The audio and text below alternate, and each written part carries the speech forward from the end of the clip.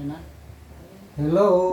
Good morning. Good morning. Morning po. Mayong buntag sa tanan. Ayong buntag. Tayo po ay mag-start na. Tayo po ay manalangin. Please. Amang Diyos na makapangyarihan sa lahat. Ama, muli kaming tumatawag sa iyong banal na pangalan. Tinataas namin ang iyong banal na pangalan, Ama. Bago ang lahat, Ama, humingi kami ng kapatawaran sa lahat-lahat ng aming mga kalikuang nagawa, maging sa isip, sa salita at sa gawa, Ama. Humingi kami ng kapatawaran sa lahat-lahat, Ama. Ama, sa umagang ito, nais namin na makasama kayo. Kayo nawa ang kalagitnaan namin. Linisin niyo po ang aming mga puso at isipan, Ama. Dalisayin niyo po ang puso namin. Bigyan niyo kami ng malinis na puso, Ama. Ama, sa mga kapatid namin na hindi nakakarating, anumang kadahilanan, kayo na po bahala. Magpasensya. At nais lang namin na himukin sila muli upang magbalik ang init ng pag-ibig nila sa iyo, Ama. Sapagkat may hula na maraming tatalikod sa mga huling araw, maraming manlalamig, maraming mga backslider, kung ano-ano pa dahilan sa mga problema sa buhay, kung ano-ano mang dumarating. Ama, nais namin na ibalik sila. Nais namin na makasama muli ang aming mga kapatid. Nais namin na makasama sila sa mga huling araw ng iyong pagpaparito, Ama. Kaya nais namin na manumbalik sila dito. Alam namin kung gaano mo sila kamahal.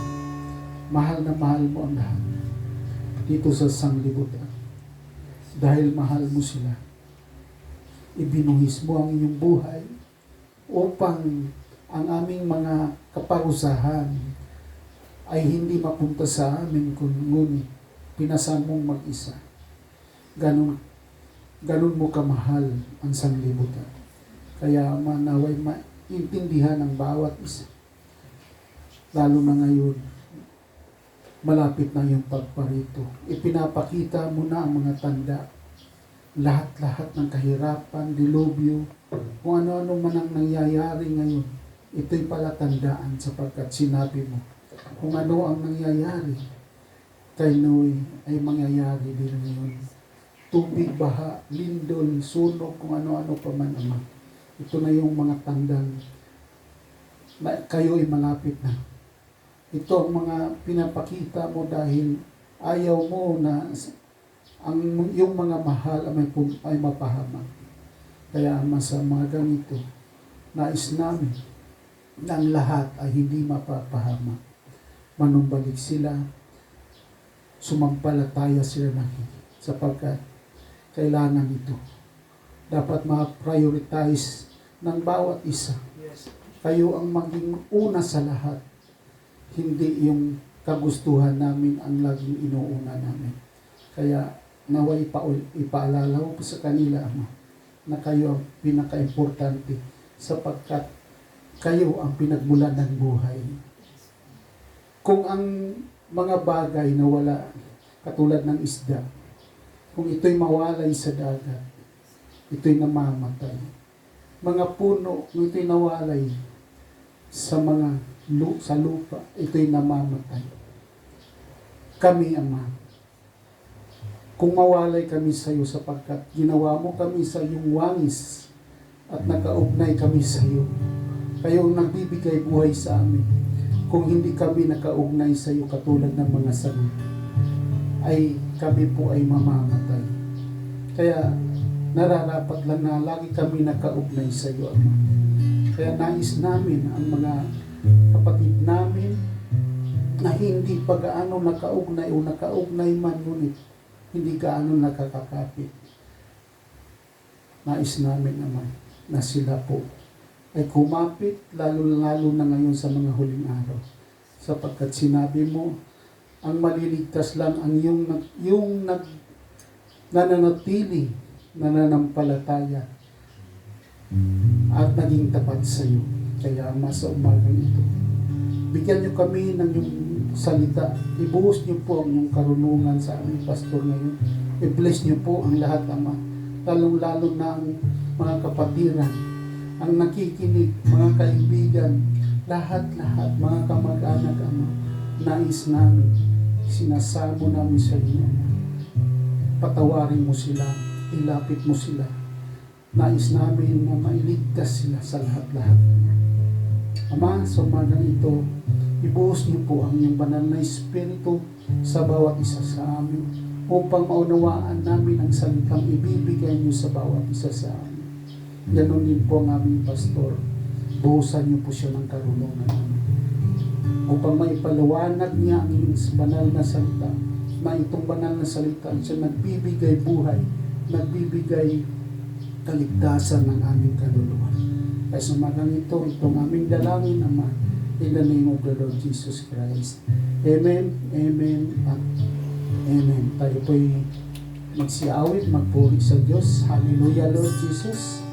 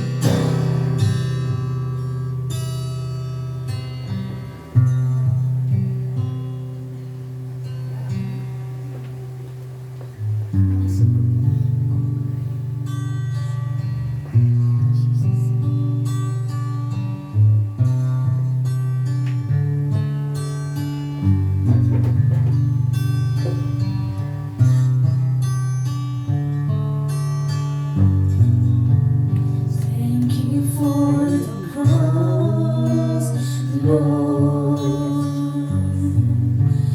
Thank you for the price you paid, bearing all my sin and shame.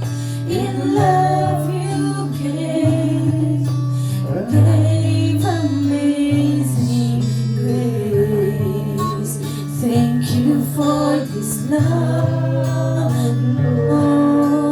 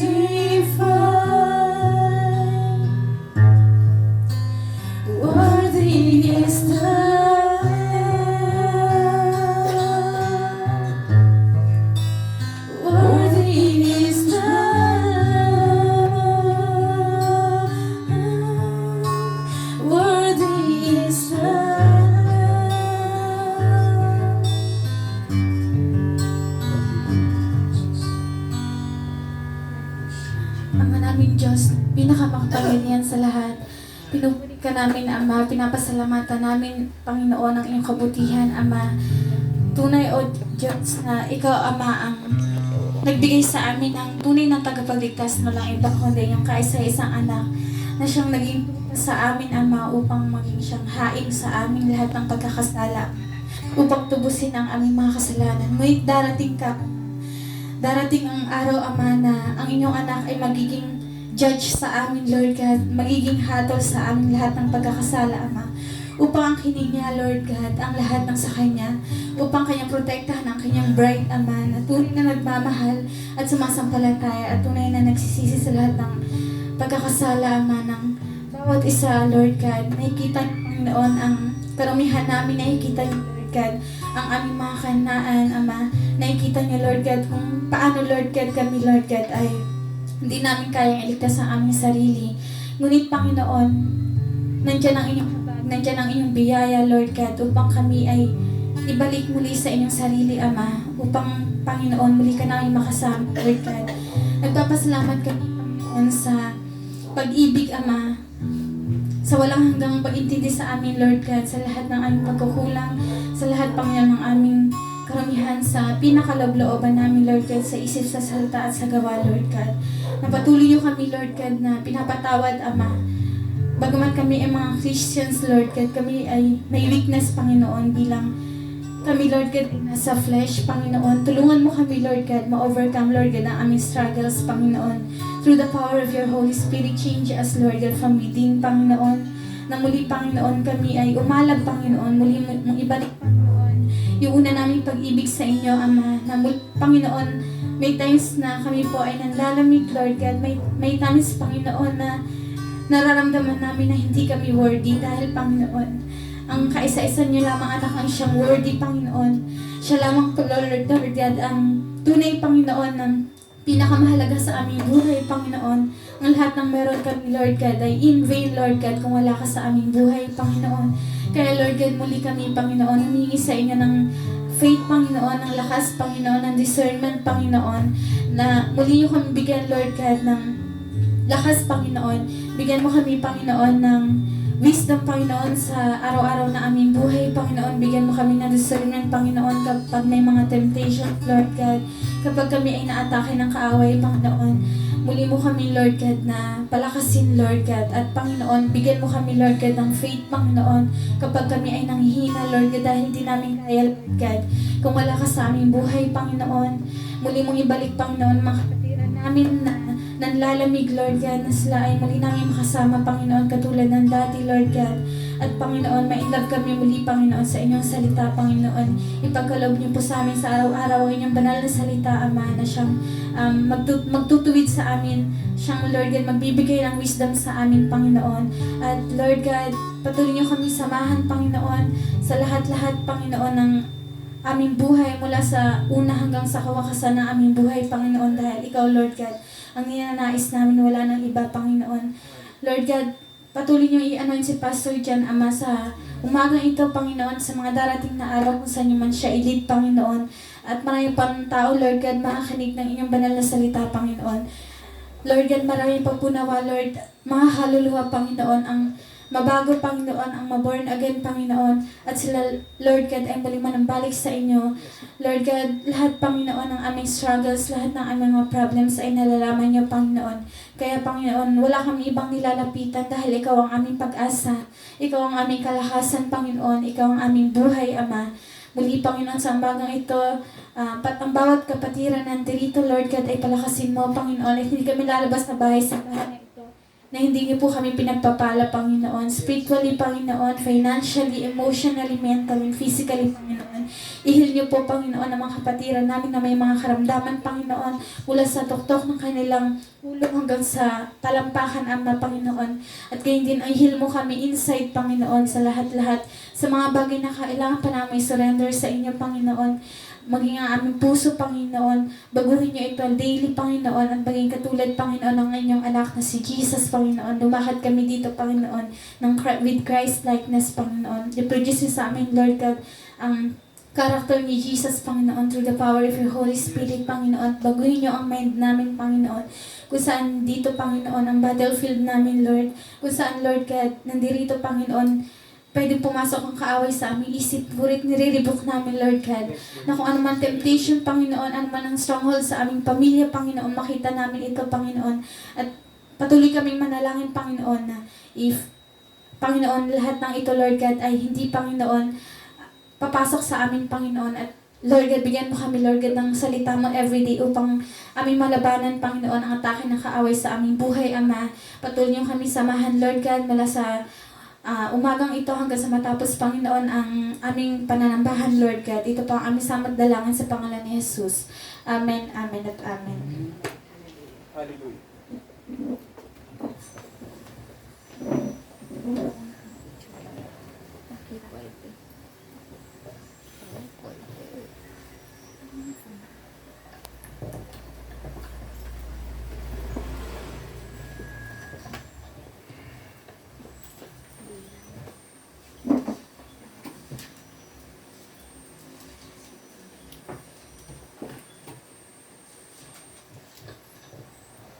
Purihin ng Diyos sa ating pagtitipon, mga kapatid.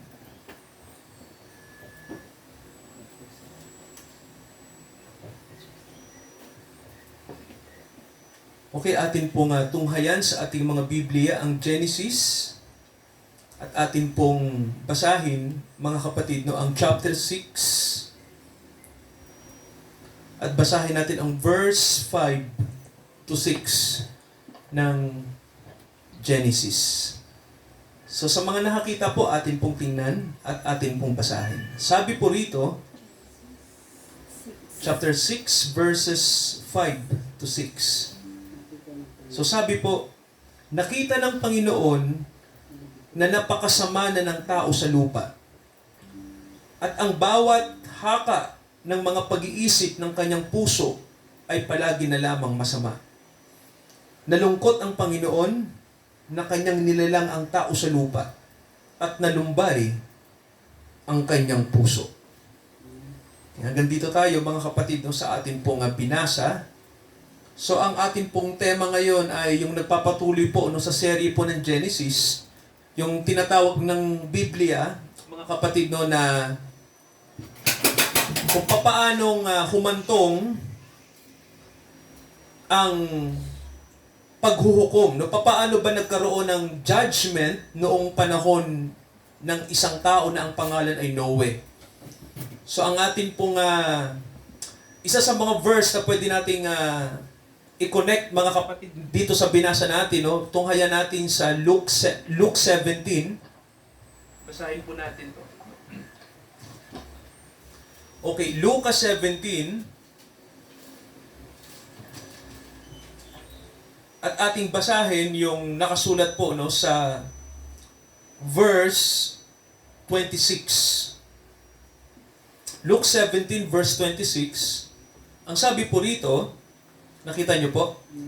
At kung paano ang nangyari sa mga kaarawan ni Noe, gayon din naman ang mangyayari sa mga kaarawan ng anak ng tao. Verse 27, sila'y nagsisikain, sila'y nagsisiinom, sila'y nag-aasawa, sila'y pinapag-asawa, hanggang sa araw na pumasok sa daong si Noe, at dumating ang pagunaw at nilipol silang lahat.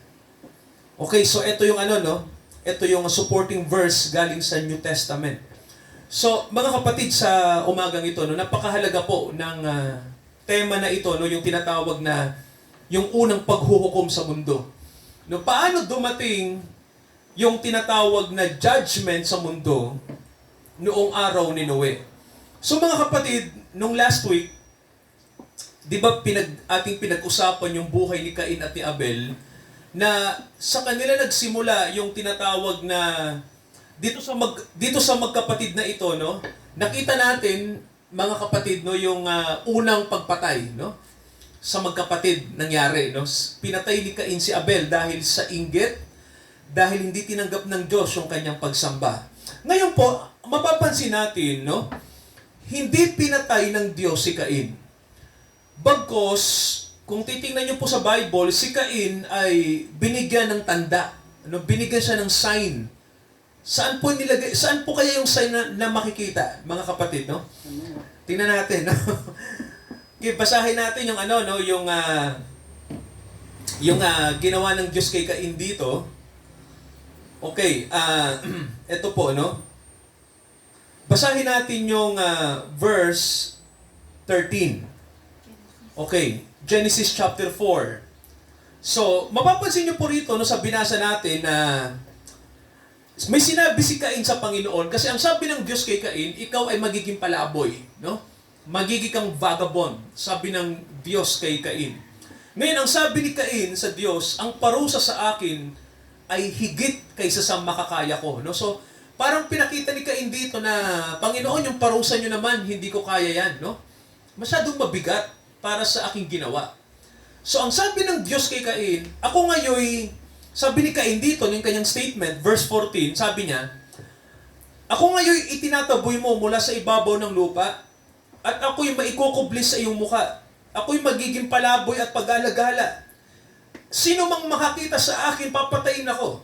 So kasi, first time mga kapatid, di ba, sa Bible, mapapansin natin na ang tao'y nilalang sa wangis ng Diyos. Amen po ba, no? At ang tao'y may karunungan. So kung mayroong taong sinumpa tulad ni Cain at makita siya ng mga tao na para siyang cursed, no? So ang pwedeng maging tendency, mga kapatid, doon na, oy, sinumpa yan, ano? Huwag kayong didikit dyan, no? Pag dumikit kayo dyan, kayo rin, masasama kayo, no? Patayin nyo yan, ganyan. So ang nangyari, mga kapatid, sabi ng verse 15, tingnan nyo po, sinabi sa kanya ng Panginoon, hindi. Sino mang pumatay kay Cain ay 7 ulit na gagantihan. Lupit, no? So, yung unang pumatay ay parang binigyan pa ng Diyos ng proteksyon, no? So, siguro may magtatanong sa atin, bakit kaya? Alam niyo po, sa isang komentaryo na binasa ko po, no? Sa Moody Bible Commentary, yung napapanahon, yung timely, isa sa mga nag-analyze ng mga scholar ay nakita niya po na pinakita ng Diyos kay Cain na siya pa rin ay Diyos na mahabagin. Amen po ba? Sabi niyo nga po, amen.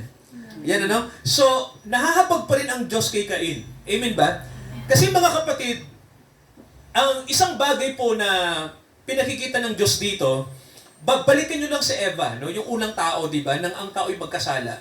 Sabi ng Diyos, kapag kayo ay pumatol sa puno ng karunungan, anong sabi ng Diyos? Mamamatay kayo. Napansin niyo din ba na hindi naman sila namatay eh? Tama ba? Pero alam natin may namatay, tama ba? Pero hindi naman agad sila pinatay ng Diyos. No? Bagkos ang ginawa pa ng Diyos, anong sabi ng Bible, mga kapatid? Dinamitan ang kanilang hubad na katawan. Napansin niyo po, no? Sabihin niyo nga po, grace. So mga kapatid, noong unang araw pa lang, nagpapakita na ang Diyos ng biyaya para may chance ang tao na magbalik loob. Amen po ba? No? So, mga kapatid, ganun ang PC ng Diyos sa tao. Ganun ang kanyang PC, no? Kahit sobrang sama mo. Amen po ba? No? May chance ka to change your ways. May chance ka para mag-repent. May chance ka na magbalik loob. Ganun ang Diyos, no? Reasonable siya. Amen po ba? No? Alam niyo, di ba, kung bakit ang Diyos ginamit ng Bible yung term na mapagpahinuhod. Di ba? Sabi ng Bible, ang Diyos ay mapagpahinuhod. Ang gandang word niyan. Siguro, mga kapatid, tingnan natin yung sinasabi dyan sa Exodus. Tingnan natin yung verse na to. Okay. Samahan niyo ako dito sa Exodus. Okay. At may sinabi si Moises tungkol sa Diyos, no? Tingnan natin to. Okay.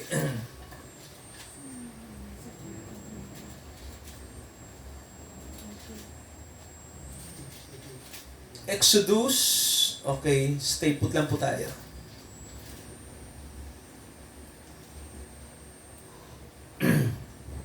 Okay, chapter 34. Okay, tingnan niyo po, no, yung verse 6. Tingnan niyo po yung statement ni Moises sa Diyos, no? Ano ba ang Diyos? So ang Bible po nagbigay ng karakter ng Diyos, no? How he deals sa mga sinners tulad natin. Sabi rito, ang Panginoon ay nagdaan sa harap niya. Sino po yung kung mapapansin natin dito ay si Moises, no? Dumaan ang Diyos kasi nakiusap siya niya na gusto niya makita ang Diyos. At ang sabi ni Moises, ang Panginoong Diyos, na puspos ng kahabagan at mapagkaloob. At ano pong sabi pa?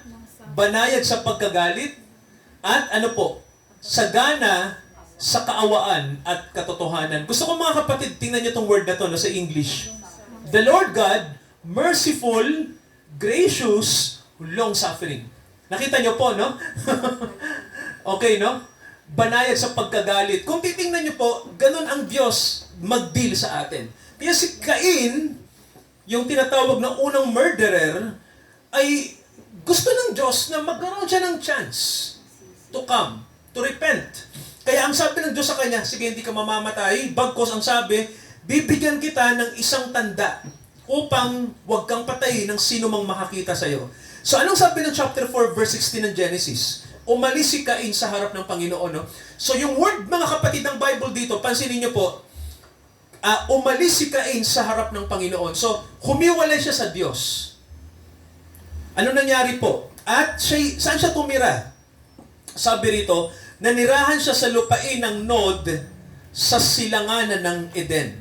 So, mapapansin niyo mga kapatid sa Bible, no, na mula doon kay Cain, mapapansin niyo po, no, nang humiwalay siya sa Diyos, nagsarili siya, umalis na siya doon sa family niya, no, doon sa kanyang mga magulang, at nagsarili siya.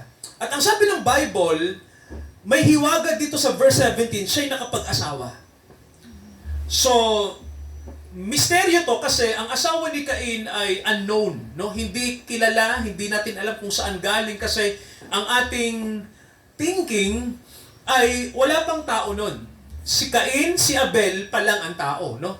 Pero mga kapatid, gusto ko makita nyo na kasi ang Bible kasi may mga times sa Bible na hindi chronological ang pagkakasabi ng kwento. Amen po ba, no? Hindi siya yung sunod-sunod, no? Mayroon pa nga sa Bible buod, no? Kaya po, kung kayo po familiar kayo sa mga tinatawag nating extra biblical data, no? May mga sinasabi kasi ng mga ibang sources, no? Na tayo ay susuporta sa Bible. Hindi ibig sabihin na ang Bible ay hindi reliable, no? Kasi karaniwan mga kapatid, ang nasa Bible po, ang tawag natin dito ay ito na yung pinaka-core, no? Ito yung pinaka-summary, no? Kumbaga, halimbawa ang kwento ni Moises. Alam niyo ba ang kwento ni Moises ay kulang kung titinan mo sa Exodus. Di ba mga kapatid, no? Ibig sabihin po, hindi siya detalyado. Kasi hindi pinakita ng Exodus kung anong klaseng prinsipe si Moises. For example po, di ba? Nakita na lang natin sa Bible, 40 years old na siya, sa Exodus, no? Pero nasaan yung gap? Nasaan ng si Moises bilang prince? Makikita yun sa sulat nila Josephus, makikita yun sa ibang mga Jewish scholar, no? So, baka magtanong kayo, ano ang nasa Exodus? Ang pinahalagan sa Exodus, hindi naman yung kwento ni Moises, kundi kung paano ibinigay ng Diyos yung kanyang batas sa tao. No, yun yung focus no. Kaya may mga nasa Bible mga kapatid na hindi talaga detalyado, no? Si Cain, of course, ang kanyang asawa ay galing din sa lahi nila Eva at Adan. Kasi po, kung titingnan niyo yung kwento ni Eva at Adan, nagkaanak sila ng sunod-sunod, mga kapatid, no? So, oo, at walang pangalan yung iba, no? Pero makikita nyo sa Bible na ang ikatlong anak nila si Seth, pero mula kay Seth, nadagdagan pa ng nadagdagan. Wala nang pangalan pa, no? Nameless na yung iba. Basahin nga natin, no? Sabi rito, nakalagay, verse 25 ng chapter 4, nakilala ni Adan ang kanyang asawa, siya'y nanganak ng isang lalaki at tinawag ang kanyang pangalan na Seth. Ngayon mga kapatid, eto, ano ang sabi ni Eva dito kay Seth? Sabi rito, binigyan ako ng Diyos ng ibang anak na kapalit ni Abel sapagkat pinatay siya ni Cain. Then, tinan nyo yung 26, nagkaanak si Seth ng isang lalaki at tinawag ang kanyang pangalan na Enosh. At anong sabi ng verse 26, mga kapatid, ng panahong yon, ang mga tao ay nagpasimulang tumawag sa pangalan nino, sa pangalan ng Panginoon. So, mga kapatid, gusto ko lang i-take note nyo tong verse na to, no, na bakit in-emphasize ng verse na to na ang mga tao noong araw, nagsimula silang tumawag sa pangalan ng Panginoon. Ibig sabihin po, identified pa noong araw kung ano ang totoong pangalan ng Diyos. Okay, mga kapatid, no? Kasi sa panahon natin ngayon, di ba, kung walang revelation ni Jesus, hindi natin makikilala ang pangalan ng Diyos. No?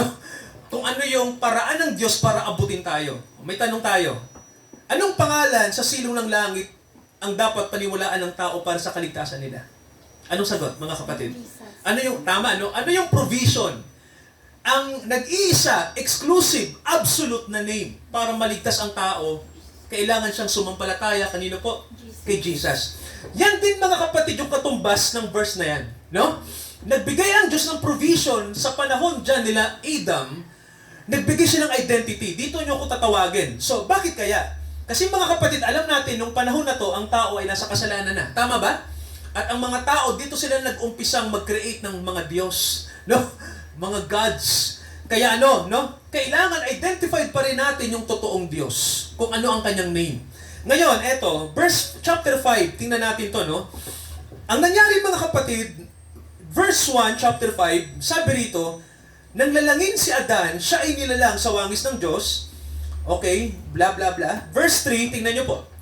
Verse 3, lilampasan ko lang po yung verse 2. Nabuhay si Adan ng 130 taon. Ito na yung sinasabi kong buod, no? At nagkaanak ng isang lalaking kanyang wangis na hawig sa kanyang larawan. At tinawag ang kanyang pangalan na Seth. Then verse 4, tuloy natin. At ang mga naging araw ni Adan, pagkatapos may ipanganak si Seth, ay 800. At tingnan nyo po, ito na yung buod pala. At nagkaanak ng mga, tingnan nyo mga kapatid, no? Nameless na. Di ba? So nagkaanak si Eva at Adan ng mga lalaki at babae pa. Wala nang pangalan. Kaya mga kapatid, yung asawa ni Cain, of course, no? Ang ating logic, isa sa mga lahi na yan, no? Kumbaga, maaring pamangkin niya, or kapatid, or pinsan, ganun po, no? So, si Adan, hanggang kailan siya nabuhay? 800. Okay, si Adan ay nabuhay ng, mga kapatid, ito ang sabi ng Bible, Adam lived 930 years. 930 taon. So, gaano kahaba yan?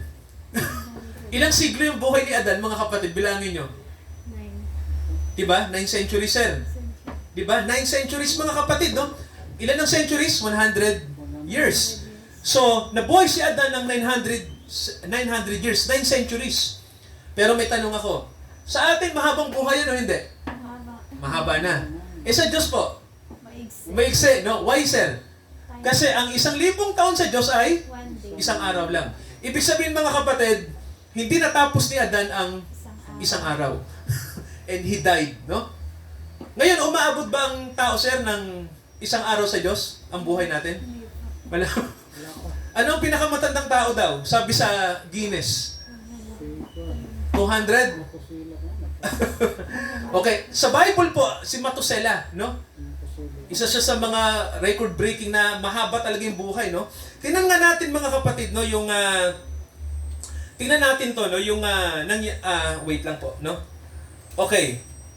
So, mula dito, mga kapatid, kay Adam, dumaan ang generation, no?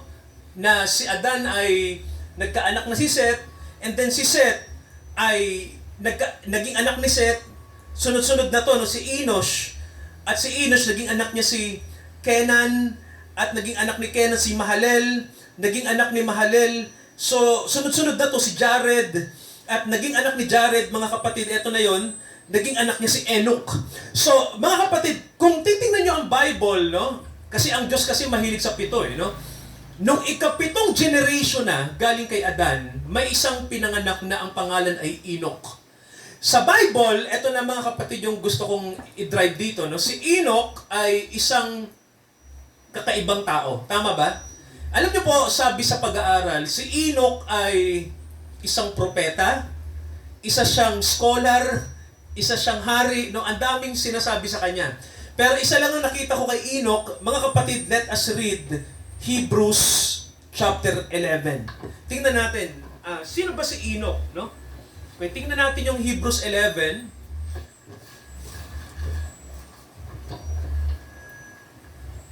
Okay, basahin natin yung verse 5. Anong sabi mga kapatid? Tingnan natin.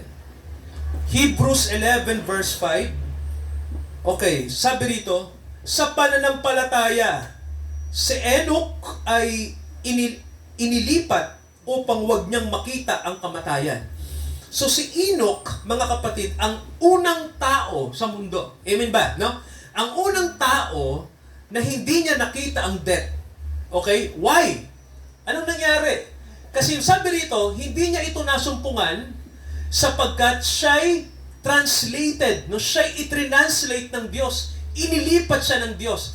Mga kapatid, nakita niyo po yung word na to? Translated, no? Inilipat na siya, no? So sabi rito, at ang sabi, sapagkat bago siya inilipat, ay mayroong testimony na siya'y naging kalugod-lugod. Kanino po? Sa Diyos. Alam niyo po, sa Bible, naging kalugod-lugod ang Diyos kay Enoch kasi ang sabi ng Genesis chapter 5, tingnan niyo to mga kapatid, basahin ko to. Sabi rito, verse 24, chapter 5 ng Genesis, lumakad si Enoch na kasama ng Diyos at hindi na siya natagpuan sapagkat siya'y kinuha ng Diyos. Anong sabi ng verse 25 mga kapatid at 24? Lumakad si Enoch na kasama ng Diyos. Sabihin nyo nga po, kasama ng Diyos. Ibig sabihin mga kapatid, si Enoch po ay may integrity. Amen po ba? No? Siya po ay lumakad ng may kabanalan. No? Lumakad po siya ng may katapatan. Kahit noong generation niya, no? Kasi alam natin mga kapatid no, na hindi lang sila Enoch ang tao nitong time na to. Gusto ko pong lumipat tayo kay Cain ngayon. No? Si Cain po, pansinin niyo po, balikan natin yung balikan natin yung chapter 4 ng Genesis. Mga kapatid, gusto ko lang po makita nyo to. Si Cain, kung bakit ang Diyos ay binigyan siya ng proteksyon. Alam nyo kung bakit? Mga kapatid, tandaan nyo to Okay, tingnan nyo to. Basahin natin yung chapter 4 ng Genesis. At ito yung mababasa natin. Chapter 4 verse 20. Tingnan nyo po yung mga naglahi ni Cain. Siguro verse 17 muna. Sumiping si Cain sa kanyang asawa, nagkaanak siya ng lalaki, ang pangalan ay Enoch. Siya'y nagtayo ng isang lungsod. Tinawag ang lungsod na iyon na Enoch. Anong tinayo doon? Anong tinayo ni Cain mga kapatid? Isang city. Tama po ba no? Isang bayan. At mga kapatid, pansinin nyo to, eto lang, pansinin mo no, yung word city, syudad. So, sinong tao ang unang nag-create ng city according to the Bible? Okay, pinangalan ni Cain kay Enoch, no? Actually, si Cain, no, ang nag-create, no? So, kung titingnan niyo, si Cain, mga kapatid, ay marunong. Amen ba, no? Marunong siya, no? Nakapag-create siya ng isang syudad. Pinangalan niya sa anak niya. So, ang unang syudad na nakita dito sa ancient world ay yung ginawa ni Cain. At ang matindi rito, tingnan niyo mga kapatid, no, yung pinanggalingan ng agriculture. Gusto niyo malaman, no? Saan galing ang pagkukultivate ng lupa na inutos ng Diyos sa tao? Alam niyo ba ang gumawa niyan ay sila Cain? Okay, basahin natin no, yung verse 20. Tingnan niyo po. Ng chapter 4 ng Genesis. Verse 20. Sabi rito, naging anak ni Ada si Jabal. Ito yung lahi na ni Cain to. Siya'y naging magulang, si Jabal. Siya'y naging magulang ng mga nagsisitahan sa mga tolda at may mga hayop, no? Nasabihin ng Bible yan, cattle. Ibig sabihin po, yung pag-aalaga, pagpapastol, no? Ng mga baka, kambing, tupa. At mga nomads, no? Yung marurunong silang maglakbay kung nasaan yung mga, green pasture, no? Kung nasaan yung mga lugar na madamo, maraming pagkain. Kila Cain nag-umpisa ang unang pag-agriculture at pagpapastol. Napansin niyo po, no? And then, kung lalakad ka pa sa verse 21, tingnan niyo mga kapatid, yung pinanggalingan ng fine arts. Saan galing ang mga likhang sining? Tingnan niya yung lahi ni Cain, no? Sabi rito, ang pangalan ng kanyang kapatid ay Jubal, na siyang naging magulang ng lahat ng tumutugtog ng alpa at ng flauta. Nakita niyo po? Okay. Sabi ng Bible, si Ada, naging anak ni Ada si Jabal, ama ng mga naninirahan sa mga tolda at mga hayop. Ang pangalan ng kanyang kapatid ay Jubal, siya naman ang ama ng lahat ng tumutugtog ng alpa at flauta. So mga kapatid, no? So, dito mapapansin nyo, no, ang mga lahi ni Cain ay marunong sila sa artworks, no? Nakita nyo, sir? Di ba, no? At marunong sila sa musika. Ibig sabihin po, ano talaga, sir, no? Kumbaga po, sibilisado sila, no? And then, tingnan nyo po yung technology, no, mga kapatid, no? Tingnan nyo po, no? Verse 22. Okay, kauna-unahang technology na create ng tao to, no? Panahon to ng bronze hanggang papunta sa iron, no? Paano ang tao natuklasan yung bato na pwedeng gamitin sa paggawa? Sabi rito ng Bible, tungkol naman kay Zila, pinanganak naman niya si Tubal-Cain. At sino ba si Tubal-Cain? Anong kanyang ginagawa? Namamanday ng lahat ng kagamitang patalim na tanso at bakal. Nakita niyo mga kapatid, di ba? Okay, may tanong ako. Yung paggawa ng MRT, anong kailangan para matibay? Kailangan may bakal, no? Ang iron, isa sa pinakamahalagang elemento na bato, mga kapatid, no, sa ilalim ng lupa. Para lahat ng istruktura natin, sir, no? Kailangan natin ng bakal, di ba? Bakit nagtataasan yung mga skyscraper? Saan gawa yan? Bakal, mga kapatid, di ba? Kailangan natin ng iron. So kung titingnan niyo po, ang unang sibilisasyon ay galing sa lahi ni Cain. Nakita niyo po? Ngayon mga kapatid, kanina binasa natin yung panahon ni Noah, no? How come na itong nag-create ng unang civilization, how come na dumating na yung sinasabi ng Bible na tutuldukan na ng Diyos? Ano bang nangyari? Ano mga kapatid, no? Kanina binasa natin na nakita ng Diyos naging masama ang tao sa lupa. Mga kapatid, gusto ko po, tingnan natin yung chapter 6 ng Genesis. Okay, tingnan natin to. Chapter 6. Okay, kanina po binanggit ko yung lahi ni Seth, paano sila dumami, no? Ano yung napansin nyo? Walang sinabi ang Bible na sila, Seth, naging magaling sila sa music. Wala, no? Wala din sinabi sila, Seth, yung lahi kay Adan, sila ay magagaling gumawa ng technology. Parang wala, no? Tingnan, magtataka kayo, pakiulit kayo yung Bible. Bakit wala? Walang complementary. Pero may isa kayo nakita. Tama ba? Sabi ng Bible, ang pagtawag sa pangalan ng Panginoon ay nagsimula. Amen po ba? So mga kapatid, yung lahi ni Adan, napansin nyo po, no? Kila Seth, wala silang accomplishment sa mundo. Hello? Nakikinig? Di ba? Walang accomplishment, pero doon sa lahi na yan, pansinin nyo mga kapatid yung unang na-rapture galing sa lahi nila Seth. Tama? Si Cain, wala.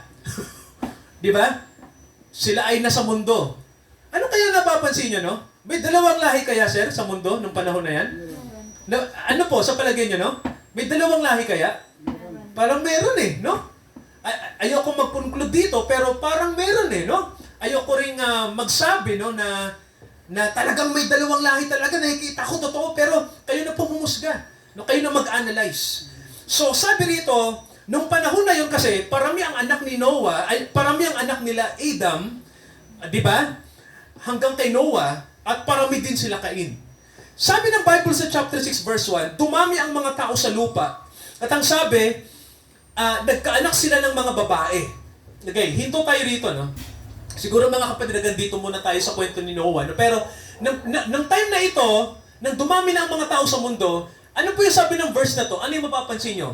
Sabi rito, when men began to multiply, daughters were born unto them. Nagkaanak ng mga babae itong mga tao na to. Okay, may tanong tayo, sino kayang lahi yan?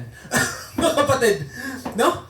Na, verse 1, mapapansin nyo, no, na ang sabi ni Moises dito sa binasa natin na nagkaroon ng mga anak na babae ang mga tao.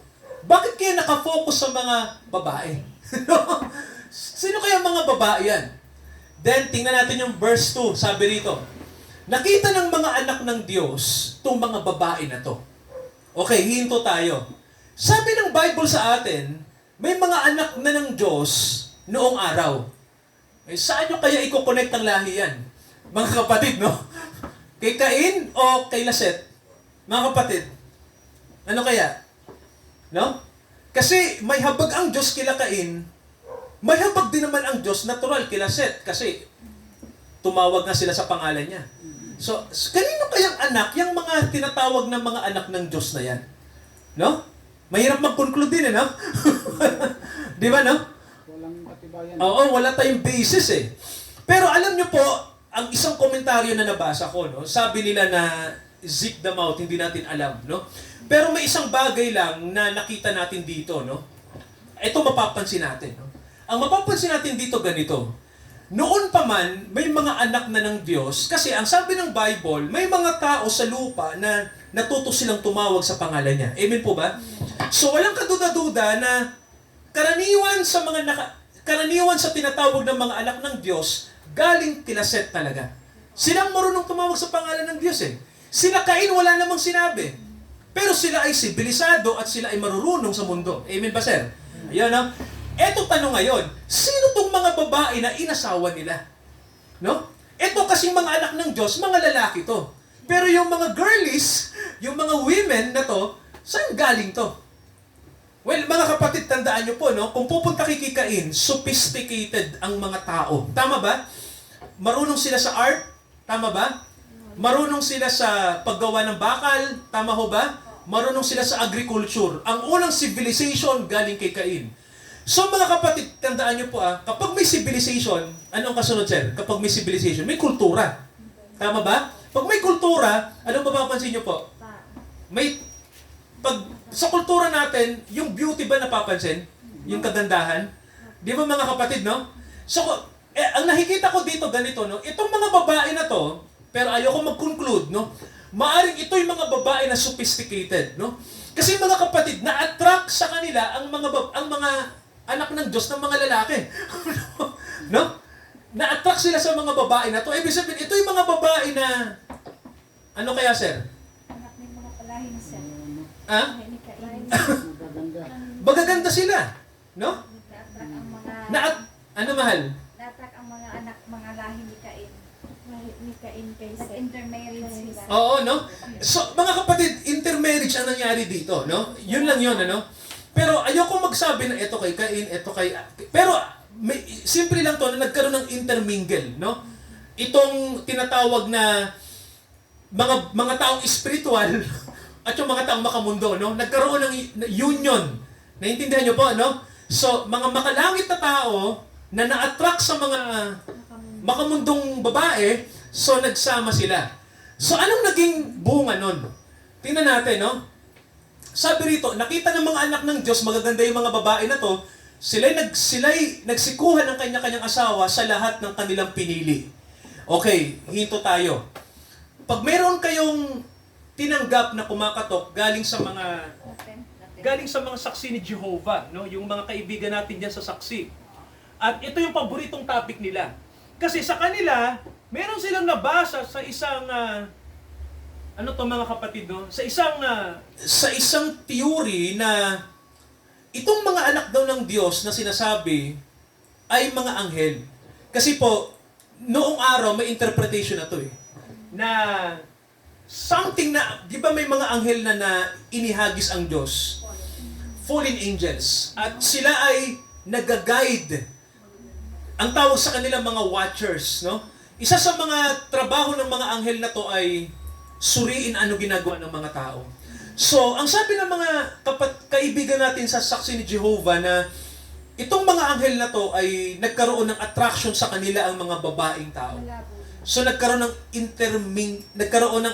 pag-union, no? Nakipag-relasyon ang mga angel sa tao na babae.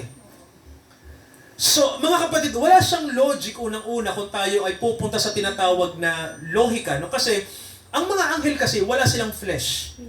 No? So, ang ginawa nila ng mga scholar ganito, may isang scholar akong nabasa na ang sabi ay, transform daw ng anghel, may verse sa Bible daw na, angels could transform. para maging physical sila. Ganun na lang, ano? Pero mga kapatid, eto, Matthew 22:13. oo nga, pero sa Matthew kasi, sabi ni Jesus, ang isang angel ay walang kasarian. Sexless. Kaya nga, kung may magtatanong dito raw sa mundo, di ba may nagtanong, Panginoon, yung bang babae na nag-asawa ng 7 lalaki, di ba? Di ba ng maraming lalaki? Pagdating po ba sa paraiso, sinong asawa niya ron? Di ba? Kasi sa lupa marami siya naging asawa. Di ba?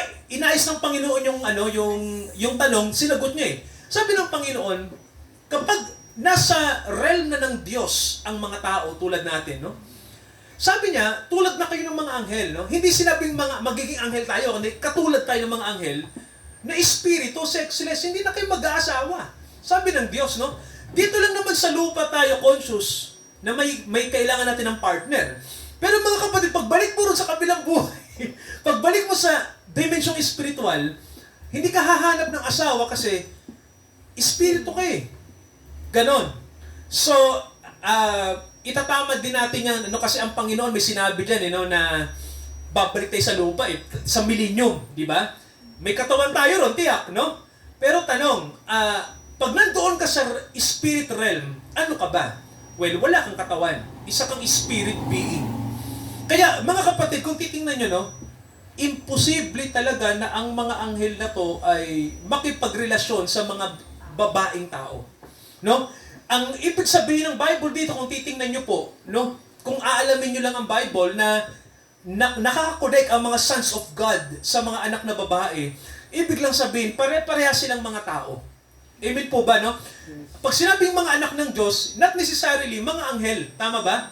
Kasi yun ang connotation ng iba Kundi, ang mga anak ng Diyos, tinatawag din sa mga tao. Hindi lang sa mga espiritu. Amen ba ron? Ganun po yun, ano? Parang angel. Ang salitang anghel, hindi mo lang sasabihin anghel sa langit. Tama ba? Kasi sa Bible, di ba sir sabi ng Diyos, isusugo ko sa inyo ang aking angelus, di ba? Na si John the Baptist. May tanong ako, anong tinawag ng Diyos kay John the Baptist? Anghel. Kasi mga kapatid, ang salitang anghel ibig sabihin mensahero, no? Messenger. Kaya ang anghel na salita hindi lang din sa mga spirit beings. Tinatawag din ang tao. So mga kapatid, hito lang ako dito, no? Para hindi tayo ma-overwhelm, no? How come na ang tao ay naging masama? Kasi mga kapatid, kung unang papansinin niyo, ang mga tao noong araw, lalong-lalo na ito yung masakit, ito yung masakit. Yung mga nakaalam sa pangalan ng Diyos, di ba ma? Yung mga nakaunawa, pinili pa rin nila na makipag-ugnayan sa mga tao, no? Sila ang dinala, hindi sila ang nagdala. Amen po ba? No, sila ang inakay sa mundo ng mga makamundo. Tama po ba, mga kapatid, no? Kaysa sa dapat ang mga anak ng Diyos aakayin nila ang mga makamundo papunta sa mga bagay ng Diyos. Hindi di ba? Kaya, mga kapatid, tingnan natin yung verse. Nang magkaroon ng intermingling, ano nangyari? Sabi ng verse 4, tingnan nyo po. Okay, tingnan natin yung verse 3.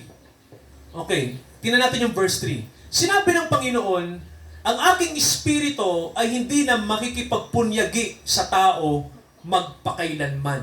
Anong ibig sabihin yan? Sa palagay nyo mga kapatid? Hindi na ako makikipagpunyagi. Alam niyo po sa Hebrew word, mahal no? Hindi na natin titignan, pero sa Hebrew word, ang ibig sabihin niyan, abide. Sabi ng Diyos, no? Hindi na ako, di ba? Yung word na ano sabi ng Diyos? Yung sinabi niya, okay, strive, yung word na strive, no? Verse 3. Verse 3. Hindi na ako makikipag-strive sa tao. No? Alam niyo po yung word na strive, no? Din. Alam niyo po, basahin natin Okay, yung word na yan. A primitive root to rule. Grabe, nakakatakot to. No? Sabi ng Diyos, hindi na ako magro-rule sa kanila. Anong ibig? Alam niyo po, ito yung sinasabi ko, no, mga kapatid, na end of time, no? Alam niyo po, isa sa mga sign na walang sign sa Bible, makinig kayo, mahalaga to, no? Isa sa mga sign ng Diyos na hindi mo makikita na sign pala, major sign, kapag ang Diyos umalis na, pinabayaan ka na. No? Wala na siyang intervention sa mundo. Hinayaan niya na tayo. Isa yun sa pinaka nakakatakot na pwedeng mangyari sa atin. Nakikinig mga kapatid, no? Ganon ang nangyari noong panahon ni Noah. Okay, ganon, no? At sabi ni Jesus, sa time din natin ngayon, ganon din ang mangyayari, no? Hahayaan ng Diyos na ang panahon ay mag-operate, pero hindi na siya sasama. Ang kanya na lang concern ay ang kanyang mga anak. Kaya sabi ng Bible dito, puntahan natin yung verse 3, hindi na ako magro-rule sa mga tao, sapagkat siya'y sa laman. Sabi ng Diyos. At ang sabi niya, ang kanyang buhay ay hindi nahahaba pa. Nakita niyo po, tinuldo ka na ng Diyos. Hanggang kailan na lang? Yung lifespan. Noon si Adan, umaabot ng centuries. Anong sabi ng Diyos ngayon? 120 ka na lang. Nakita niyo mga kapatid, no? And then, noong mag-intermingling ang mga tao, ano nangyari ng verse 4? Tingnan natin, ano? Naglabasan ang mga, anong sabi ng Bible? Higante sa lupa ng mga araw na yon. Grabe, no? Giants, Nephilim. Tingnan natin yung word na to, no? Sino ba itong mga giants na to, no? Na lumitaw sa mundo. Nang mag-intermingling ang babae, ang mga anak ng Diyos at ang mga anak na babae ng tao. Tingnan natin yung word na Nephilim. Okay. Okay. Mga kapatid, brace yourself ha, kasi yung nangyari kay Noah, time natin, ganun din, no? Kamukha talaga, no? Magkamukha. The same. Man yung word na giants, Nephilim. Nephil. Okay, anong word? Nephil. Anong ibig sabihin nito? Okay, filler, a bully. Mahal, pansinin mo yung word. Pakibasa po. Tyrant. Mga kapatid bilugan yung word na yan. Isa sa mga kahulugan ng Nephilim ay hindi yung malaking tao. Tama ba? O, burahin nyo yung sa no? Hindi yun ang ibig sabihin lang din ng Nephilim. Ang ibig sabihin ng Nephilim ay tyrant, diktador. Nakikinig? Kasi mga kapatid, tandaan nyo, itong Nephilim na to, kailangan natin itong kunin sa time natin. Di ba sir, may prophecy. Tama ba? May hula bago dumating si Jesus. Anong sabi? Anong sabi ng Bible? May darating sa mundo na Antichrist. Okay, hulaan nyo to Ang Antichrist, ang kahuli-hulihang diktador sa mundo. Nakikinig mga kapatid, no? Siya yung magra-rise up at siya ay i-glorify ng mga tao sa mundo. Nakikinig po, di ba? Itong Antichrist na ito. The same with the Nephilim. Napansin nyo mga kapatid, no? Ang feller pala, taga-patumba. Tama, feller. Ano mahal? Taga-patumba. Tagapagpatumba, no? Ibig sabihin, hindi mo siya pwedeng banggain, no? Tong tyrant na to, no? Sabi ng Bible sa atin, Cause other to fall. Ibig sabihin, ano sabi? parang mabubuling at cause other to fall. Oo. Parang Pag binangga mo siya, anong pwedeng gawin sa'yo? ayaw Sir, matagumpayan ikaw. pag binangga mo ang Nephilim, hindi ka, bubulihin ka, tama ba? At itong Nephilim, sabi ng Bible sa atin, it means tyrant. Ibig sabihin po, lumabas ang mga diktador noong panahon ni Noah. At sila yung nasusunod. No? Sila yung parang kinikilalang mga gods, mga Diyos noong panahon na yon. Naintindihan niyo po? Kaya mga kapatid, people will embrace them, people will obey them. Pati are giants din lalaki. O, giants nga sila. Pero, ano din sila, 9 or 10 feet. kaya ang sabi nga nila, dahil daw yung nga yung sinasabi ko sa inyo, no, na angel yan, mga anak ng angel yung mga Nephilim. Kasi ang mga angel ay matataas. Tama naman din sila, matataas. Pero mga kapatid, hindi not necessarily na walang physical DNA ang anghel. Manabo yun, ano? Lahat ni Cain Oo. Pero si Cain, mga kapatid, no? Kung si Cain ang pag-uusapan. Lahi ng ano yun Oo. Sabi nga, may pag-aaral, may isang occult. Occult to ibig sabihin secret, no? Na si Cain ay hindi maliit na tao.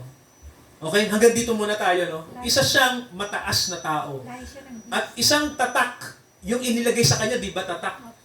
Sabi ng isang nakita ko sa occult interpretation, si Cain daw ay hindi anak. tinatakan sa noo, mga kapatid at pinalaki. Ibig sabihin, hindi siya magagalaw ng tao, di ba? You cannot kill someone na mas mataas sa'yo. Kaya si Cain, mga kapatid, ang presumption ng ibang scholar ay mataas na tao, matangkad siya. Mataas pa po sa akin. Hindi siya anak ni Adan. Kaya misteryo talaga to, no, na si Cain ba, anak ba talaga ng Diyos to? Malaking question mark, no? Siguro mga kapatid, bago tayo pumunta doon sa kontrobersya na yan, next week po sama-sama tayo. Next week. Tingnan natin kung anong sinabi ni Juan kay Cain, no? Kasi okay, para maalala natin. Ano ba si Cain? 1 John, basahin natin. Okay. Unang Juan chapter 3. Okay, verse 10. Okay, unang Juan chapter 3 mula verse 9 and 10.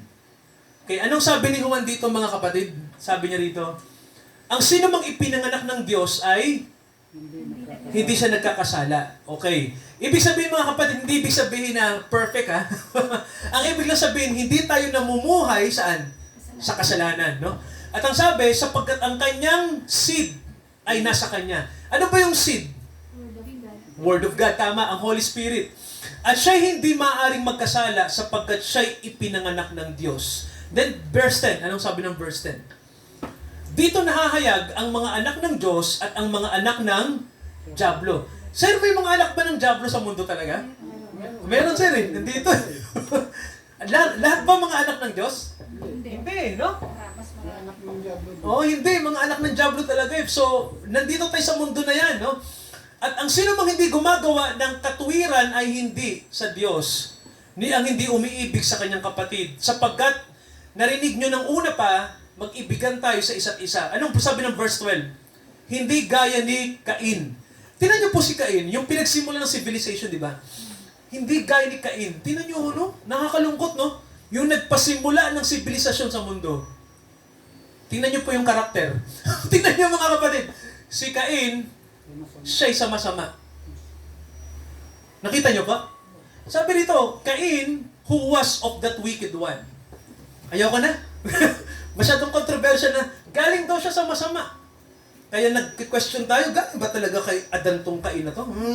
Mukhang malabo ba't ganito, no? Bakit iba ang karakter niya sa ibang...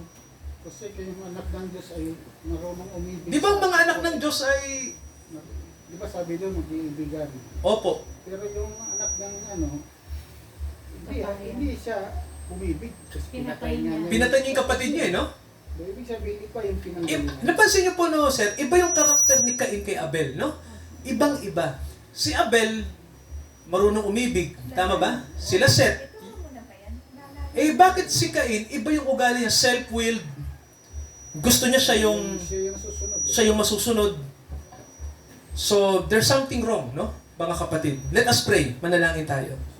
Manalangin tayo. Dakilang Ama, nawa po sa panahon na ito ay makita namin ang nangyayari sa mundo. Dahil ang nangyari noon ay muling mangyayari ngayon. The same event. Na kaming mga anak nyo ay maging mapagbantay sapagkat ito yung panahon na ang mga tao po ay magiging maibigin sa kanilang mga sarili. Mga sibilisado. Mga makasanlibutan. Bagamat hindi naman masama ito, pero Ama, nakikita namin na they will worship the values of this world. And they will be worshipers of themselves. Hindi na nila kikilalanin ang tunay na Diyos na sinasabing tinatawag sa kanyang pangalan. Na hindi na nila makikilala pa kung sino si Jesus Christ. Father, sa US ngayon, may mga lugar na pag sinasabing kilala ba si Jesus, they will say, no, hindi namin kilala si Jesus. Ama, nakikita na namin ang panahon na to. Tulad ng panahon ni Noah, na ang mga tao po ay magiging abala sa mga bagay ng mundo. At ang aakalain ng marami ay there will be peace on earth. Pero sinasabi ng Bible sa amin, ito pala ay panahon na ng transition. Ama, sa araw na to, ang mga kapatid palakasin nyo. Kaming lahat na nawa po sa mga huling panahon na to, maging prepare kami sapagkat darating si Jesus, darating ang inyong Holy Spirit, unprecedentedly, at bibigyan kami ng revelation upang kami ay manatili sa liwanag, makalakad sa liwanag, at pasakop kami sa liwanag na darating at nandito na ngayon. Samahan nyo kami, Father. I-bless nyo po ang mga kapatid namin. Pagpalain nyo kaming lahat. In Jesus' name, lahat po tayo magsabi ng Amen. Amen. Hallelujah. Mga kapatid, sa pagkakaloob natin, awitin natin ang Seek ye first the kingdom of God and His righteousness. Hallelujah. Thy kingdom of God and His righteousness, and all these things shall be added unto you. Hallelujah,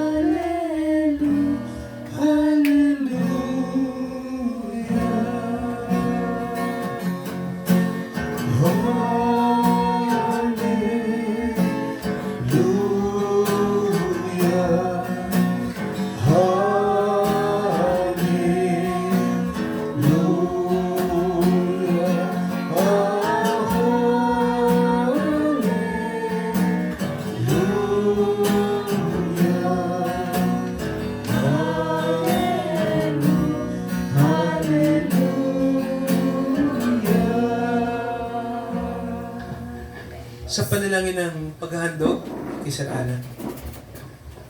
Amang Diyos na makapangyarihan sa lahat. Ama, narito ang aming mga handog para sa ikabubuti ng iglesyang ito. Magamit lamang na ayon sa iyong kalooban, Ama, at ito'y magmultiply ng siksik-liglig na at umaapaw, Ama. Alam namin naman na walang imposible sa iyo. Ito'y magagawa mo kung iyong ibigin. Yes. Ama, maraming salamat po sa lahat, sa mga kapatid Opo. na nag-alay ng kanilang mga alay, mga handog Yes, Panginoon upang Jesus. mabuhay Hallelujah. ang iglesyang ito. Salamat. Ito ang aming dalangin in the name of the Lord Jesus Christ. Amen. Amen. Sa Diyos na sa atin ay nagpala, palakasin niya tayo. Tinatalaga namin, Ama, ang mga kapatid, bawat isa sa amin ngayon. Gamitin nyo kami na maging daluyan ng biyaya, na ang pintuan ng biyaya habang hindi pa po totally nagsasara, ay makarinig pa ang mga kaluluwa, maakay namin sila ang mga hinirang nyo po. Nanawa, Ama, habang ang habag po ninyo at pagpapahinuhod ay nandito pa, ay huwag kaming magsawa to remind our brothers, sisters, our friends, at yung mga tao po na may concern kami. Father, help us, huwag kaming matakot to testify about the love of the Lord Jesus, na siya'y namatay para sa amin, para baguhin kami, alisin kami sa pagkaalipin sa kasalanan, upang dalhin kami, i-translate kami from sin to light, mula sa kasalanan pupunta sa liwanag ng inyong salita. Ama, nandito ang mga kapatid, palakasin nyo kami, gamitin palagi, huwag nyo silang pababayaan, pagpalain nyo sila, palakasin nyo sila, habang humihinga pa, habang nandito kami sa mundo, hayaang makita ang liwanag sa amin, ang liwanag ng Panginoong Hesus, ang liwanag ng inyong salita, ang liwanag ng Holy Spirit. Sumaamin, palakasin kami, gamitin kami, Ama, para pa mag-testify pa, mag-akay pa kami ng mga souls.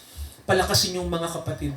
Sa Diyos na nagtalaga sa atin ngayong tayo ay nasa mga huling araw na, palakasin niya tayo at bigyan lagi ng pag-asa. Kahit sa mundo na to, na puno ng injustices, puno ng greed, puno ng kasalanan.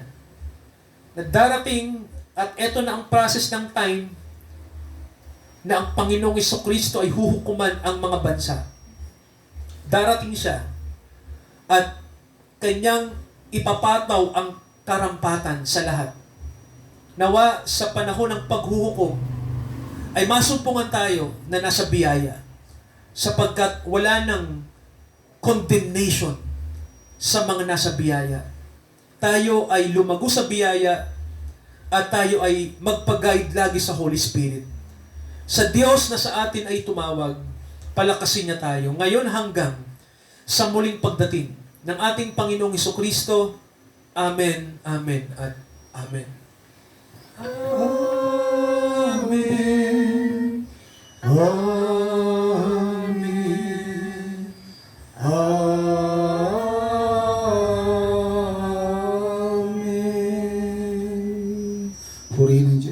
Mabiyayang araw po, mga kapatid.